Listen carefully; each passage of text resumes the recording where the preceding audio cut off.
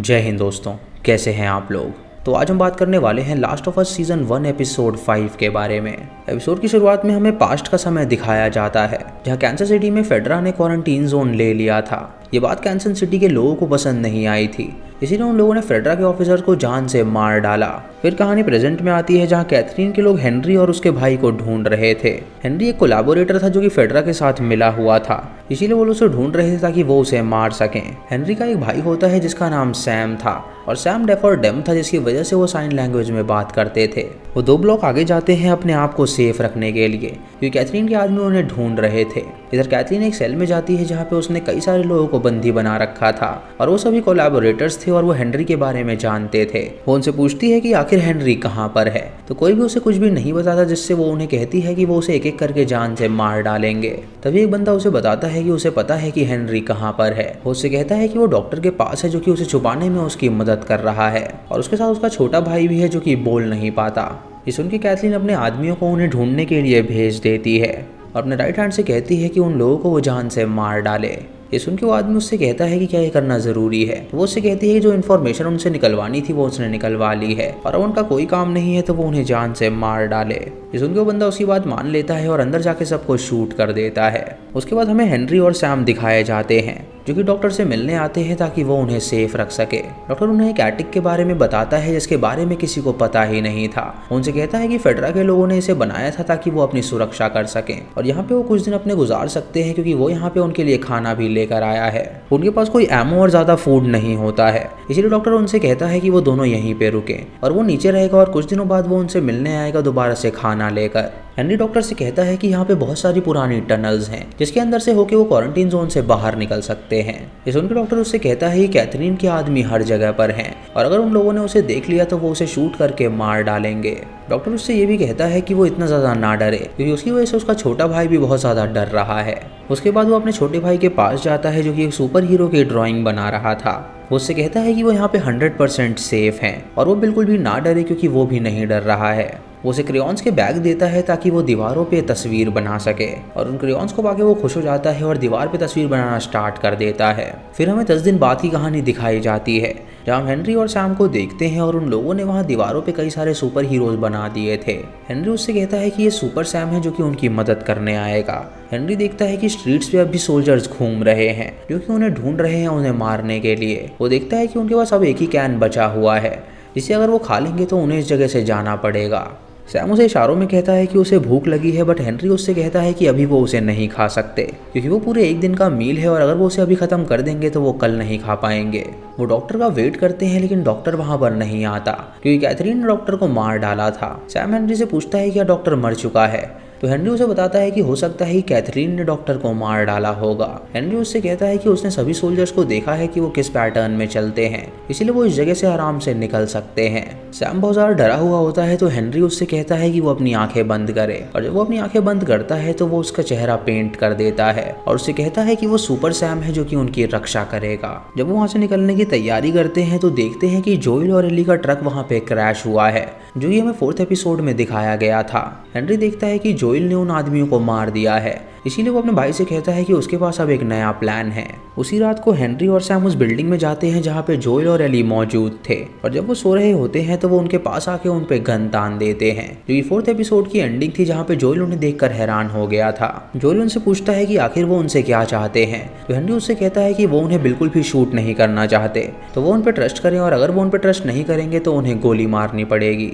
Joel और Eli उनकी बात मान लेते हैं, तो वो दोनों गन नीचे कर देते हैं। हेनरी अपने आप और अपने भाई को इंट्रोड्यूस करता है और उन्हें बताता है कि वो कैंसस सिटी के मोस्ट वांटेड बंदे हैं। पूरी सिटी उन्हें ढूंढ रही है ताकि वो उन्हें मार सके, और उनका भी उनकी तरह ही सीन है, तो उन दोनों को हाथ मिला लेना चाहिए। कुछ देर बाद जोएल और एली जब खाना खा रहे होते हैं तो वो हेनरी और सैम के साथ भी उस खाने को शेयर करते हैं, जहाँ जोएल उनसे कहता है कि उन दोनों को यहाँ से सेपरेट हो जाना चाहिए, लेकिन हेनरी उनसे कहता है कि उसके पास यहाँ से निकलने का आइडिया है। अगली सुबह वो लोग वहाँ से निकलते हैं और देखने लगते हैं कि वहाँ से बाहर कैसे निकलें, और जोएल उससे कहता है कि उसे पता चला था कि कैंसस सिटी के जो फेडरा थे वो बहुत ज़्यादा ब्रूटल थे, जो कि लोगों को मारा करते थे।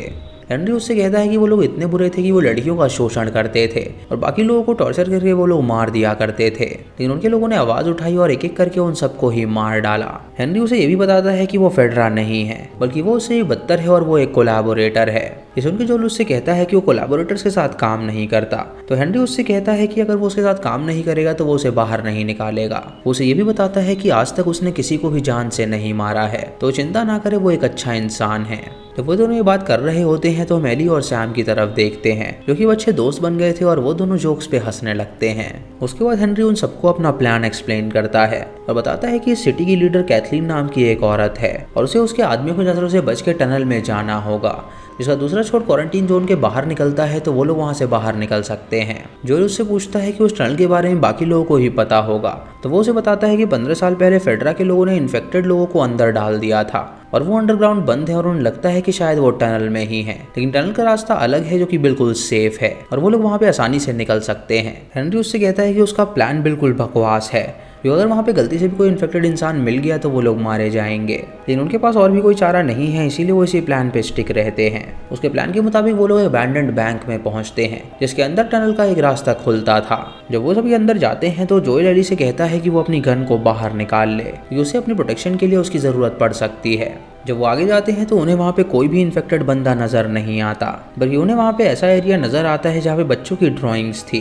जब वो दरवाजे के अंदर जाते हैं तो उन्हें वहाँ पे बच्चों की चीजों का एंटायर एरिया मिलता है, जहाँ पे बुक्स, टॉयज और कई सारे गेम्स थे। जोएल उन्हें बताता है कि उसने इन प्लेसेस के बारे में सुना है जहाँ क्वारंटीन के समय लोग अंडरग्राउंड चले गए थे ताकि वो सेफ रह सकें। जोएल को वहाँ पे एक ड्राइंग भी मिलती है और उसके अंदर लिखा था आर प्रोटेक्टर, जिसके अंदर 2 आदमियों के नाम लिखे थे, डैनी और आइश। और फर्स्ट पार्ट में हमें बताया गया था कि आइश एक आदमी था जो कि अंडरग्राउंड चला गया था और उसे जंगलों में एक फैमिली मिली तो उसने उन्हें आसरा दिया और तब से ही उन लोगों ने एक कम्युनिटी वहां पर बना ली थी। तो हो सकता है कि शायद आइश यहाँ पे पहले रहता हो। जब वो सभी वहां से आगे बढ़ते हैं तो एक डोर को वो खुला छोड़ देते हैं। जोएल देखता है कि एक दरवाजा वहां पे खुला हुआ है, जिससे शायद इन्फेक्टेड अंदर आए होंगे और उन लोगों को मार दिया होगा, लेकिन सुजैन जो कि उस फैमिली की माँ थी वो कुछ लोगों को लेके वहां से एस्केप कर गई थी, जिसकी वजह से वो सर्वाइव कर गए थे और वो लोग पता नहीं कहाँ पे चले गए थे। वहीं पे सैम को एक कॉमिक बुक मिलती है जिसकी एली भी फैन थी और उसे देखकर वो दोनों बच्चे खुश हो जाते हैं और उसे पढ़ने लगते हैं। एली जोएल से कहती है कि उन्हें कुछ देर और यहाँ पे रुकना चाहिए। हेनरी उससे कहता है कि ये बहुत ही अच्छा आइडिया है, क्योंकि अभी वहाँ पे उजाला होगा तो उन्हें यहाँ पे दिन बिता लेना चाहिए और रात को वो लोग यहाँ से बाहर निकलेंगे और वो पकड़े नहीं जाएंगे। इधर सैम और एली जब खेल रहे होते हैं तो जोएल हेनरी से कहता है कि उसे उस पर गुस्सा नहीं करना चाहिए था, क्योंकि वो एक कोलैबोरेटर था। हेनरी उससे कहता है कि वो बस सैम को प्रोटेक्ट करना चाहता था। वो एक आदमी के पास काम करता था जो कि बहुत ही अच्छा इंसान था और सैम को एक बार ल्यूकीमिया हो गया था और फेडरा के पास उसकी दवाई थी और उसे वो किसी भी हाल में लानी थी, लेकिन वो ये बात जानता था कि अगर फेडरा से उन्हें कुछ चाहिए तो उसे फेडरा को कोई ना कोई इन्फॉर्मेशन देनी होगी। इसीलिए उसने फेडरा को उस आदमी के बारे में बता दिया और फेडरा ने वहाँ पे आके उस आदमी को मार डाला और बदले में उन्होंने दवाई दी जिससे उसने सैम का इलाज किया। वो आदमी कोई और नहीं बल्कि कैथलीन का ही सगा भाई था, जिसके बाद कैथलीन ने सबको मार डाला और वो उसके पीछे पड़ गई ताकि वो अपने भाई की मौत का बदला उससे ले सके। इधर हम कैथरीन को देखते हैं जो कि अपने पुराने घर में होती है और वो अपने बेडरूम को देखकर अपने भाई को याद करती है। वो अपने आदमी से कहती है कि वो और उसका भाई यहाँ पे बहुत सारी चीजें खेला करते थे। वो अपने आदमी से कहती है कि वो और उसका भाई यहाँ पे ढेर सारी चीजें खेला करते थे और वो दोनों कितना खुश थे, लेकिन एक दिन हेनरी ने उसके भाई को उससे छीन लिया। वो उसे भी कहती है कि उसका भाई एक अच्छा इंसान था जो कि हेनरी को उसके किए की सजा के लिए माफ कर देता। उसे हेनरी से बदला चाहिए और वो उसे जान से मार कर ही दम लेगी। उसके बाद हमें जोएल और उसका ग्रुप दिखाया जाता है जो कि टनल से बाहर निकलते हैं और उसमें क्वारंटीन जोन से बाहर निकल गए थे, वो भी सही सलामत, और उन्हें वहाँ पे कोई भी इन्फेक्टेड बंदा नहीं मिला था। जब वो आगे बढ़ते हैं तो जोएल सबसे कहता है कि आखिर वो कहाँ पे जा रहे हैं, तो एली उससे कहती है कि वो व्योमिंग जा रहे हैं। जब वो सभी ये बातें कर रहे होते हैं तभी एक गन शॉट उनकी तरफ आता है, जिससे वो लोग काफी डर जाते हैं और एक कार के पीछे जाके छुप जाते हैं। जोएल उनसे कहता है कि उन्हें यहाँ पे वेट करना होगा और वो पीछे से जाके उस बंदे को स्टॉप करेगा। एली उससे कहती है कि वो अपनी जान जोखिम में ना डाले, तो जोएल उससे कहता है कि क्या उसे उस पर ट्रस्ट है, तो एली उसे हाँ कहती है। तो जोएल पीछे के रास्ते से जाने लगता है।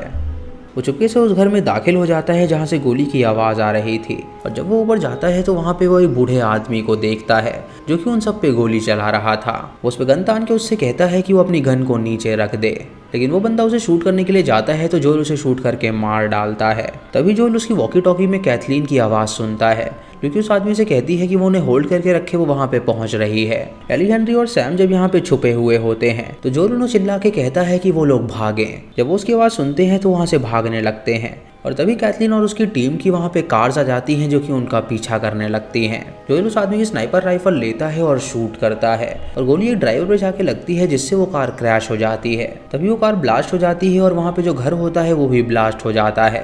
कैथलीन बाहर निकलती है और हेनरी से कहती है कि वो अपने आप को बचा नहीं सकता, तो वो बाहर निकले और अपने आप को उसके हवाले कर दे। हेनरी बच्चों से कहता है कि वो दोनों यहाँ से चुपचाप से निकल जाएं और उसके बाद वो बाहर निकलता है और अपने आप को सरेंडर कर देता है। कैथलीन उससे कहती है कि अब उसकी मौत का समय है और वो उसे ये भी बताती है कि वो उसके साथ उसके छोटे भाई को भी मार डालेगी।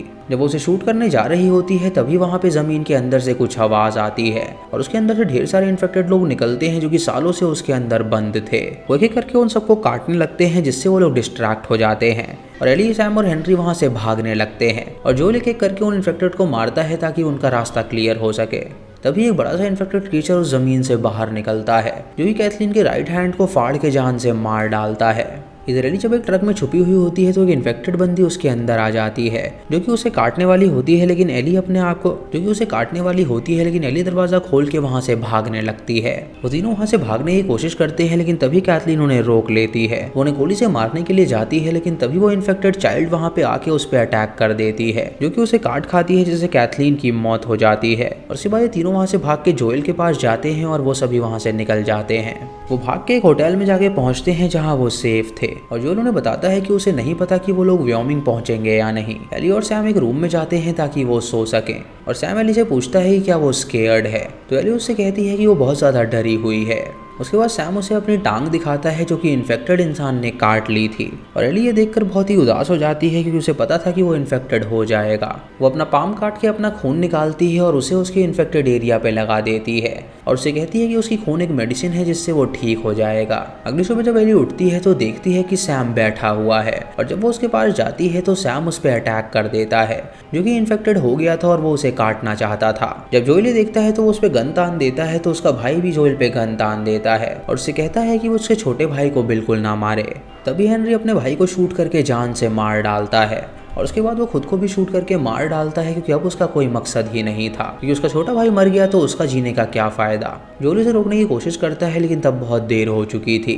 ये देखकर एली बहुत रोती है क्योंकि उसने अपना एक दोस्त खो दिया था। और उसके बाद जोएल 2 गड्ढे खोदता है और उन दोनों की लाशों को उसके अंदर डाल देता है। एली सैम की मैजिक स्लेट उसके ग्रेव के ऊपर रख देती है और उसके बाद जोएल से पूछती है कि उन्हें कहाँ पे जाना है, तो जोएल उससे कहता है कि उन्हें वेस्ट की तरफ जाना है। उदास होकर एली वहाँ पे जाने लगती है और जब जोएल की नज़र उसकी मैजिक स्लेट पे पड़ती है तो वहाँ पे लिखा हुआ था आई एम सॉरी। ये देख के जोएल सोचता है कि आखिर इसने उससे माफ़ी क्यों मांगी और उसके बाद वो दोनों वहाँ से निकल जाते हैं और इसी के साथ ये एपिसोड यहीं पे खत्म हो जाता है। तो दोस्तों ये थी 5th एपिसोड की कहानी। आपको ये कहानी कैसी लगी आप हमें कमेंट सेक्शन में ज़रूर बताइएगा। और दोस्तों इसका नेक्स्ट एपिसोड बहुत जल्द आने वाला है, तो आप चैनल को सब्सक्राइब करिए और बेल आइकन दबाइए नोटिफिकेशंस के लिए। दोस्तों वीडियो को लाइक और शेयर करना मत भूलिएगा। तो मैं मिलता हूँ आपको अगली वीडियो में, तब तक के लिए जय हिंद।